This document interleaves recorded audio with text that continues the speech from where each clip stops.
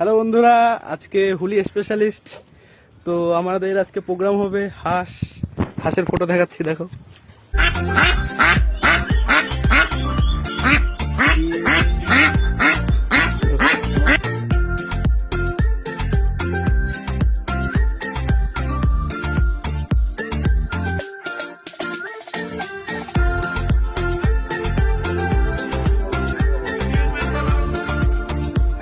যে আমাদের হাঁস এখন রোস্ট হচ্ছে, দেখাও তো একটু ভালো করে, উঁচু করে।